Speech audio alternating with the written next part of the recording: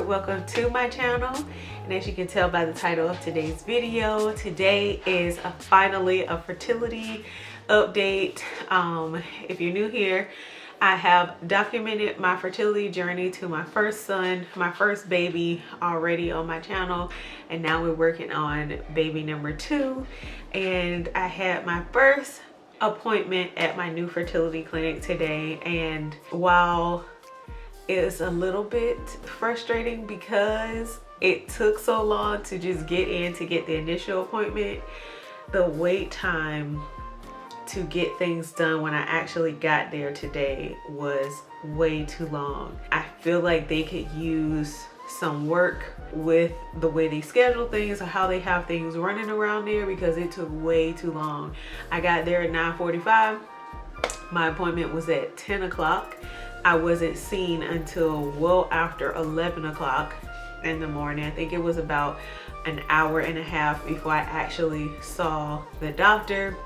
When he came in, while he was pleasant, I didn't feel rushed. I felt like he was listening to me. I gave him all of my back history. He didn't have everything in the file that I've had done or whatever, but I was able to recap. I had to go back and like watch some of my old videos ahead of time too, just so I could refresh my memory, which is why I'm glad that I've documented my journey, because I could go back like, okay, it's been a few years since I've done this, so let me go back and see what protocols and stuff I was doing, because I needed to give them that history or whatever.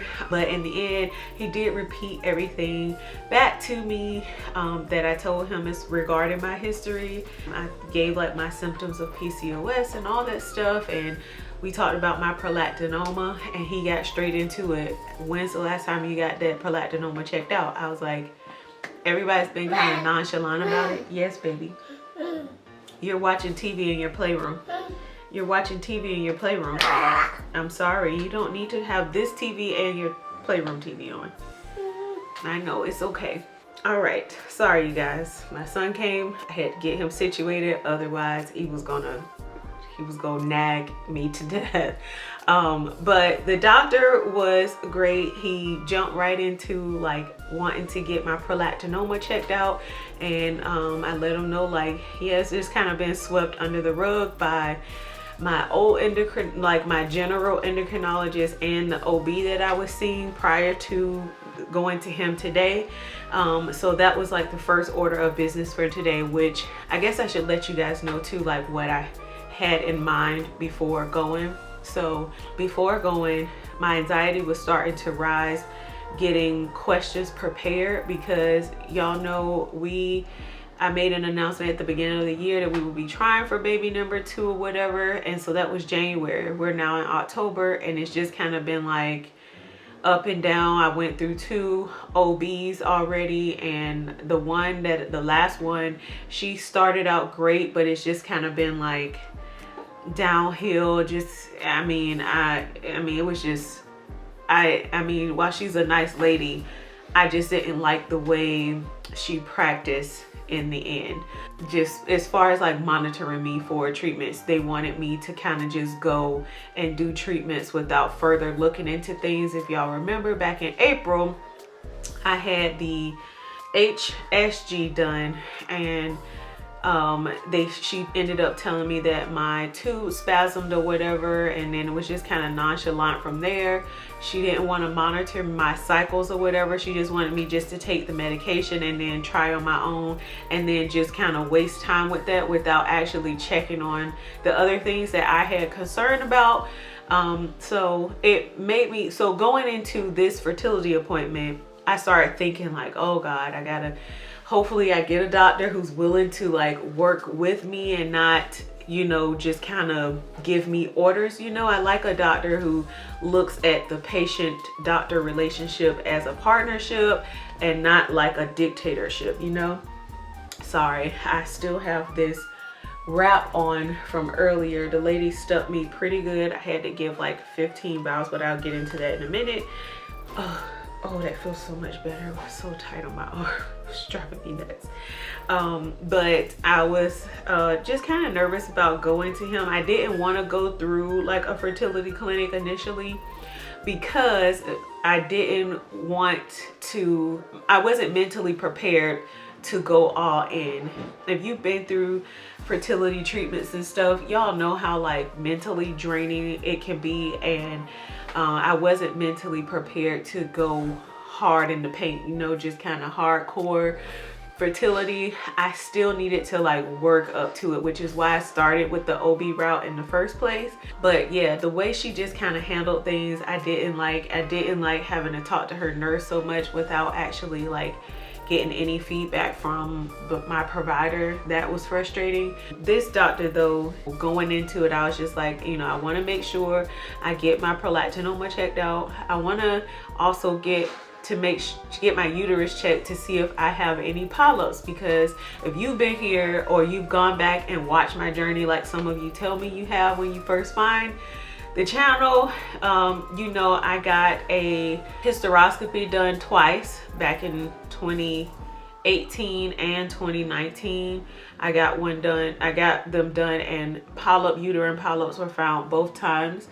And they were done within 10 months of each other. So I was like, I want to get that checked to see if I have any uterine polyps, because that can also affect like implantation and stuff like that. And then also my first one that I had done, precancerous cells were found in the tissue that was removed from my uterus. And so I want to make sure I'm staying on top of stuff like that, and nobody else has seemed to care. But he was like, oh no, we're gonna get you a saline sonohystogram. We're gonna check your uterus so we can see what's going on there. We're also, you want to share? Come on. Who is that? Is that Zombie? He is in love with monster trucks right now, and Zombie and Gravedigger and El Toro Loco are his favorites. El Toro Loco is what he's trying to say. We just left speech therapy. Can I finish talking? Okay, so I went in, let him know like I want to get these things checked out. These are things I talked to my husband about too. Like he was like, yeah, let's get all these things checked out. I want to get my tubes checked again to get a second opinion about it. I want to get the saline sonohystogram to check for the uterine polyp. Let's get a, you know, hysteroscopy done if we need to get one done, and let's also get an MRI to check on my tumor size or whatever. And I also just in general would like to have like my prolactin levels checked, my thyroid checked, and all that stuff. So today we got a full workup done, blood work done for like fertility. If y'all know, it's a lot of labs if you go to a fertility clinic that they start out with, or they should be starting out with, just to see where you are with everything. I did that today. I got all those labs done. They did 15 of those tubes, so my arm is sore. It like hurts to do this with my left arm. And on the first day of my next cycle, so in November, my cycles due like the first week of November, I have like instruction sheet. I'm gonna call on the first day of my cycle in November. On cycle day 3, I'm gonna get an ultrasound done to check my ovaries and all that stuff. And then between cycle day 6 and 12, I'll be getting the HSG and the SHG, which is the saline sonohystogram, done. So between cycle day 6 and 12. And then also my husband will be going to do his semen analysis done. So that's what I have for him to call and set up when he wants to go and get his semen analysis done.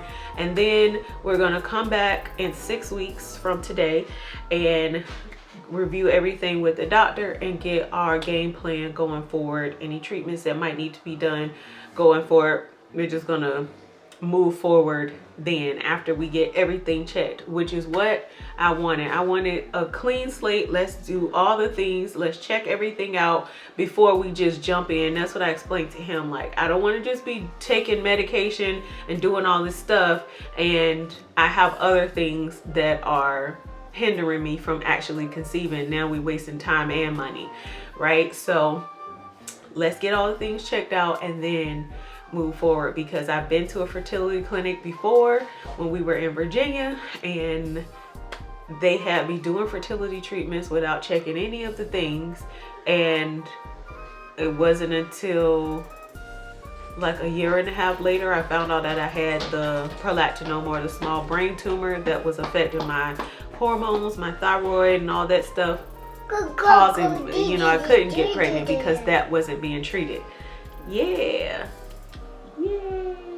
That is the game plan right now. So he did write a prescription for doxycycline, which when I looked it up, it's a antibiotic for me to take when I'm getting those tests done to make sure like no infection and stuff like that comes up from it.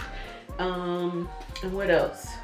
Oh, he also told me that he wants me to go ahead and start 81 milligrams of baby aspirin per day now, because I do have a history of preeclampsia. If you're new, I had my son at 33 weeks exactly due to preeclampsia. I was already in preterm labor and I had already taken like my steroid shots and stuff like that. So they had to deliver him once I was diagnosed with preeclampsia. I was already in the hospital for 2 weeks by that point.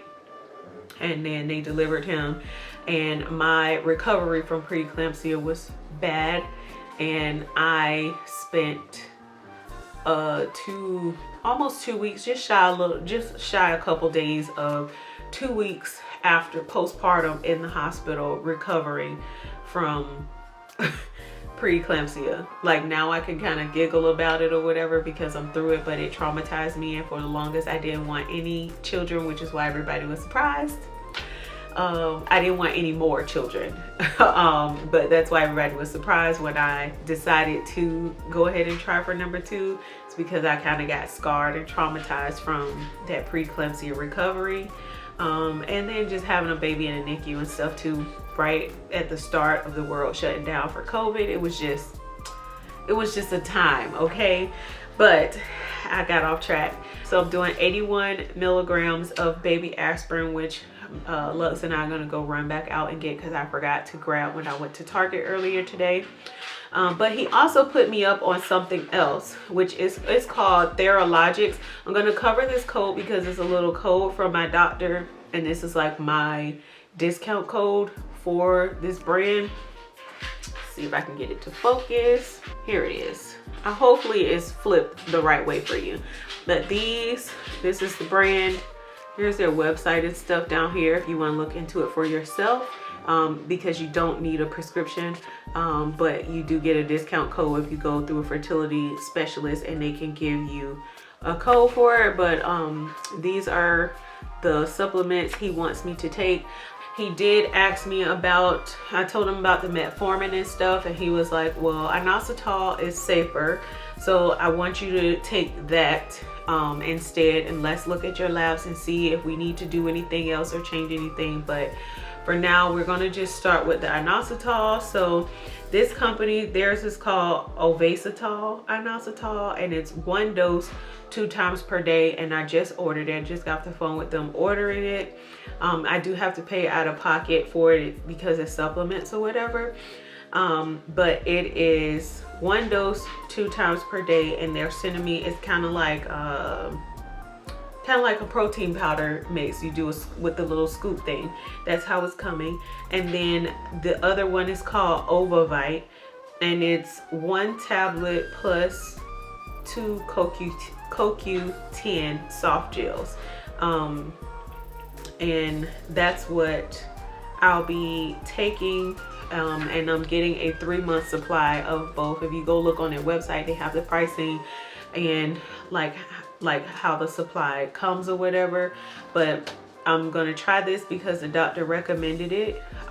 So hopefully they work out.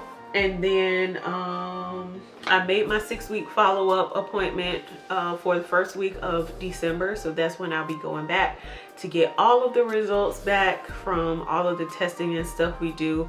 It's gonna take a while if you're new to fertility treatments and stuff, because some tests can only be run at certain points of your cycle, and they can only check for certain things at some points of your cycle. So yeah, that's where we are as far as like the new fertility clinic. We're gonna just start at the start of my next cycle, getting all the tests done. They are going to go ahead today and start submitting the paperwork and stuff to see. Yes. Go. Yeah, we'll go in a minute. We gotta go to the grocery store. They are submitting the referral to my insurance company, TRICARE. My husband has TRICARE. My husband's in the military, so we have TRICARE. All right, you guys, I don't remember exactly where I left off. This boy. What was I gonna say? I don't even remember. We're gonna kick off all the fertility stuff happening in November, so I'll be bringing you guys along for all those appointments and all that stuff, just like I used to do when we were trying to conceive for number one.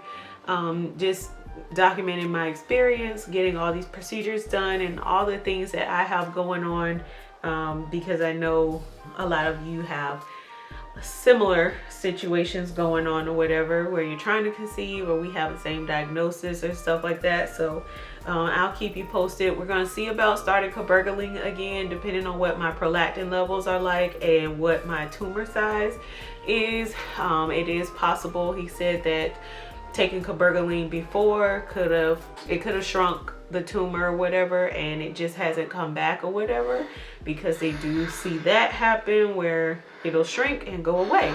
So we'll see what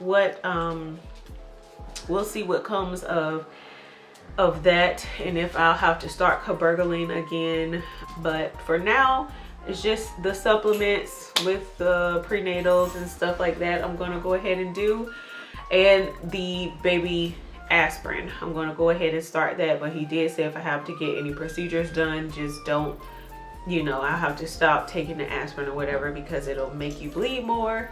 But yeah, overall, I am looking forward to getting this journey moved along. Both my husband and I are ready to go ahead and kick off get baby number 2 here, because he's on shore duty right now. He doesn't have to deploy right now, so he'll be able to be home and present and experience all the things or whatever.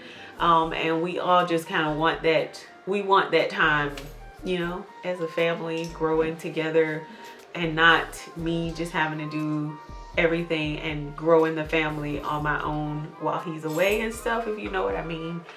But yeah, we're excited. We're ready to get the things going. He's not excited about doing the semen analysis, but I was like, hey, that's your small part and I have to do everything else. So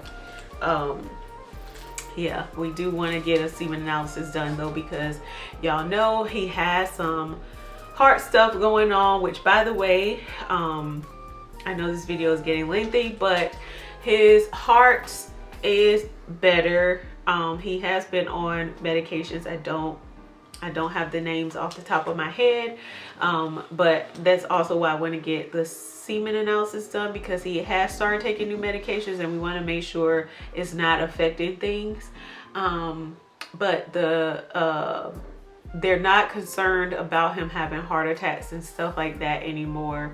Pretty much his heart, I guess the 2 parts of the heart or whatever, the bottom part is trying to beat, like jump the gun and beat the top part of the heart from beating first. Like it's beating before the top, instead of it going doom doom doom doom, it's doing this, like it's trying to be ahead of the top part, is how he explained it to me, because I couldn't go to the appointment myself to get the proper language for it. But that's, I guess maybe that's how they explained it to him. That's how he explained it to me. I wasn't at the appointment again. I like to go to those appointments, but I don't know if he was, maybe I think Lux was sick or something like that, and I had to stay home with him because kids can't come to his appointments, to that heart doctor. But they aren't concerned about the heart attack anymore. That's the main part. They're not concerned about him needing heart surgery anymore. That's another big thing. They were worried about his heart was, they want your heart to function at least 50%, and his was down to 30.